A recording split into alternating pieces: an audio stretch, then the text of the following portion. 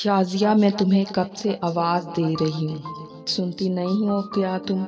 میں اسکول کا کام کر رہی تھی، پڑھائی پر دھیان ذرا کم دیا کرو، جاؤ جا کر پانی گرم کرو۔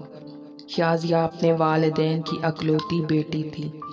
والدین ایک حادثے میں وفات پا گئے تھے۔ وہ اپنے ماموں کے گھر میں رہتی تھی۔ ماموں کی بھی ایک ہی بیٹی تھی جس کا نام نیلم تھا، جو شازیہ کی ہی ہم عمر تھی۔ ممانی کا رویہ شازیہ کے ساتھ بالکل بھی اچھا نہیں تھا۔ ماموں کچھ سوچ کر خاموش رہتے کہ گھر کا ماحول بے سکون نہ ہو پائے۔ شازیہ ایک اچھی فطرت کی لڑکی تھی، گھر کے سارے کام وہی کرتی، لیکن اس کے باوجود اس کو ایک حقیر چیز سمجھا جاتا تھا جس کی کوئی مرضی نہیں تھی۔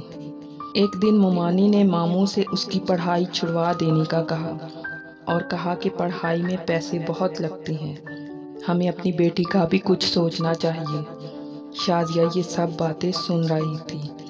رات کو وہ بستر پر سونے کے لیے لیٹی تو اسے اپنے والدین کی بہت یاد آئی۔ وہ روتے روتے سو گئی۔ میٹرک کا امتحان پاس کر کے وہ گھر میں بالکل نوکرانی سی بن کر رہ گئی تھی۔ کچھ مہینوں بعد شازیہ نے اپنے ماموں کی حمایت سے سلائی کا کام سیکھنا شروع کر دیا تھا، جس پر ممانی باتیں بنانے لگی، مگر بعد میں وہ کچھ سوچ کر خاموش ہو گئیں۔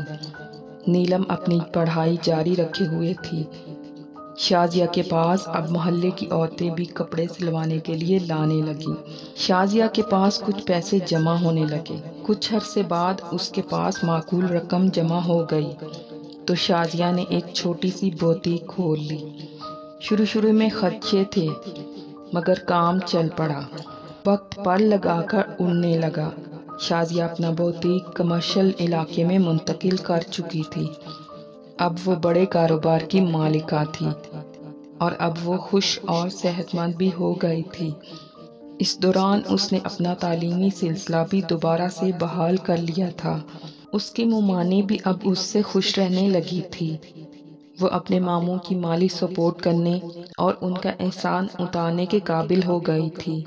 شازیہ اپنے جیسی دوسری لڑکیوں کی بھی اب مدد کرنے لگی تھی۔